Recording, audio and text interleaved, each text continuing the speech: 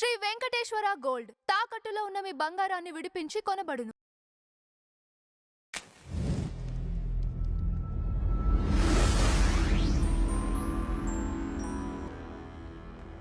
నమస్కారం దుర్గారు. నమస్తే అండి. రన్యారావు కన్నడ యాక్ట్రెస్ ఏడాది జైలు శిక్ష పడిందండి. అంటే ఈ గోల్డ్ స్మగ్లింగ్కి సంబంధించింది. అయినా అమ్మాయికి బెయిల్ కూడా రాదంటున్నారు, నిజమేనా? రాదండి. ఎందుకంటే ఇప్పుడు విదేశీ మార్గద్రవ్య పరిరక్షణ, తర్వాత స్మగ్లింగ్ నిరోధక చట్టం వీటి కింద ఈవిడికి ఏడాది పాటు శిక్ష పడింది. అయితే మీరు అన్నారు కదా బెయిల్కి అప్లై చేసుకోవచ్చా అని. చేసుకోవటానికి లేదండి. ఎందుకంటే ఆవిడ పొంతనలేని సమాధానాలు చెప్పారట. ఆవిడ ఇంచుమించు 14.8 గ్రాముల బంగారం ఆవిడ దగ్గర పట్టుబడింది. తర్వాత ఆవిడ సరిగా సమాధానం చెప్పకపోయేసరికి వాళ్ళ ఇంట్లో వాళ్ళు అంతా ఏమంటారు సోదాలు నిర్వహిస్తే 2.8 కేజీల బంగారమును 2.7 కోట్ల నగదు లభించింది. సో ఇంకొక అతను జైన్ అని అతను కూడా వీళ్ళ ముగ్గురు కలిసి ఇంచుమించు చాలా సంవత్సరాలుగా ఈ స్మగ్లింగ్ చేశారు. అంటే మనిషి ఎందుకు ఇట్లా తయారవుతారు, ఎందుకు ఇట్లా చెడు మార్గాల్లోకి వెళ్తారు అంటే ఈవిడ మొత్తం మనం బ్యాక్గ్రౌండ్ చూసుకుంటే కనుక అయితే రన్యారావు కన్నడలో ఫస్ట్ నటిగా ఆవిడ వచ్చారు. ఆవిడ సుదీప్ తోటి ఒక మాణిక్య అనే సినిమా చేశాక ఆవిడకి ఆఫర్లు ఏం రాలేదు. ఒక 2 ఏళ్ళు షీ వాజ్ ఆల్మోస్ట్ ఖాళీగా ఉన్నారు. ఆ తర్వాత ఒక్క సినిమా తమిళంలో విక్రమ్ ప్రభుతో ఒకటి చేశారు.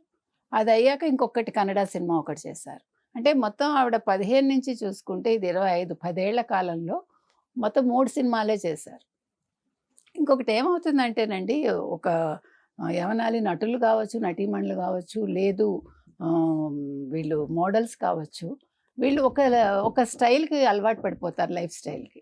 So they have to maintain that అన్నప్పుడు ఇలా పక్క మార్గాలు పడుతూ ఉంటారు. దీన్ని మనం ఏమీ చేయలేం. They have to control themselves. అంటే ఇలా ఈజీ మనీకి అలవాటు పడడం వల్ల వీళ్ళు మీరు చెప్పినట్టుగా గంజాయిలకు అలవాటు పడుతున్నారు, మాదక ద్రవ్యాలు విక్రయిస్తున్నారు. ఎంతమంది ఈ మధ్యకాలంలో పట్టుబడ్డారు చిన్న చిన్న యాక్టర్స్. ఇంకొకటి వీళ్ళకి ఆర్థిక ఏమనాలి క్రమశిక్షణ ఒకటి ఉండదండి. ఇవాళ డబ్బులు వచ్చాయా ఏదో పిట్టను కొట్టా పొయ్యిలో పెట్టా అన్నట్టు ఇవాళ ఫుల్ వాళ్ళు ఎంజాయ్ చేసేస్తారు, రేపు మళ్ళా మొదటికి వస్తారు. సో ఈ రీజన్స్ అన్నీ మనం చూసుకుంటే కనుకైతే రన్యారావు లాంటి వాళ్ళు ఇలాంటి పెడమార్గాలు పట్టడం ఒకటి. ఇంకొకటి ఆవిడ ఓపెన్గా చెప్పలేదు. 56 సార్లు వెళ్తే మీరు ఎందుకు వెళ్ళారు ఏంటి అంటే ఆవిడ చెప్పకపోవటం కూడా జరిగింది సరిగా. అంటే మనం కోఆపరేట్ చేస్తే శిక్ష తగ్గుతుంది ఎప్పుడు. మరి అంటే ఆవిడకి అన్ఫార్చునేట్లీ ఆవిడకి తెలియదేమో అవన్నీ, భయపడిందో. ఆవిడ కనుక అసలు ఆఫీసర్స్కి కోఆపరేట్ చేసి ఉంటేనండి ఆవిడకి ఈ శిక్ష కూడా ఇంత పడదు. తర్వాత బెయిల్ వచ్చే వెసులుబాటు ఉండేది. ఇప్పుడు ఆవిడకి ఏమైందంటే బెయిల్కి అప్లై చేసుకున్న అవకాశం కూడా లేకుండా పోయింది. కాబట్టి మీరు ఇవాళ రన్యారావు కేసు అనేది మనకి ఇలాంటివి అంటే హీరోయిన్స్ కావచ్చు, లేకపోతే సినిమాల్లోకి ఎంటర్ అయ్యే వాళ్ళు ఎవరైనా కూడా ఇవన్నీ అబ్జర్వ్ చేయాలండి. వాళ్ళు సినిమాల్లోకి రావడం తప్పు కాదు. ఏమంటే ఎవరికి ఏ మార్గం నచ్చితే ఆ మార్గంలోకి వస్తారు. ఇప్పుడు మీకు గుర్తుంది ఆ పూసలు అమ్ముకునే అమ్మాయి, ఆ అమ్మాయి ఈరోజు మోడల్గా ఉంది. అతను ఆ డైరెక్టర్ ఎవరైతే అమ్మాయితో సినిమా తీస్తా అన్నారో అతను వేరే ఒక అమ్మాయి విషయంలో అతను ఏంటి జైలు పాలయ్యాడు. కానీ మనం రోజు అమ్మాయి వీడియోస్ చూస్తున్నాం మనం. అంటే తన కెరీర్ని ఆ రకంగా మలుచుకుందేమో ఆవిడ. మరి సీరియల్స్లో చేస్తుందో చిన్నపిల్లే.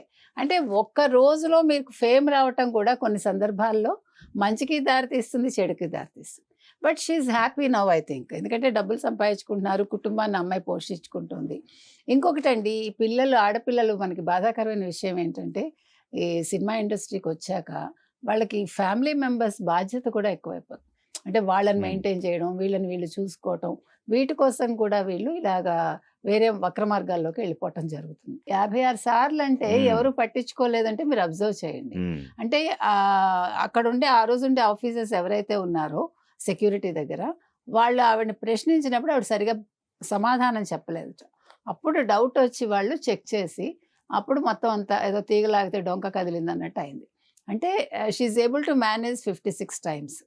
56సారి ఆవిడ పట్టుబడ్డారు. అంటే మీకు ఇక్కడ ఇంకొకటి కూడా విమానాశ్రయాల్లో అంటే ఇప్పుడు మనకి ఫ్లీట్ ఎక్కువైపోయింది, ప్లస్ ప్రయాణం చేసే వాళ్ళ సంఖ్య పెరిగింది, సెక్యూరిటీ అంత స్ట్రిక్ట్గా లేదా, ఇదొక డౌట్ మనకు వస్తుంది. అంటే విమానాశ్రయాల్లో ఇంకా సెక్యూరిటీ టైటన్ చేయాలా. ఇంకొకటండి, ఇంకా ఎంత కాదనుకున్నా ఇన్ఫ్లుయెన్స్లు బాగా పనిచేస్తాయి. మనం ఆ దాంట్లోంచి బయటపడాలి. అన్ఫార్చునేట్లీ భారతదేశంలో ఎక్కడికక్కడ పలుకుబళ్ళు బాగా పనిచేస్తాయి. సో పలుకుబళ్ళ వల్ల కూడా చాలామంది తప్పించుకుని వెళ్ళిపోతూ ఉంటారు. ఇలా తప్పించుకోలేని వాళ్ళు పట్టుబడుతూ ఉంటారు. ఇట్స్ టైం అంతే.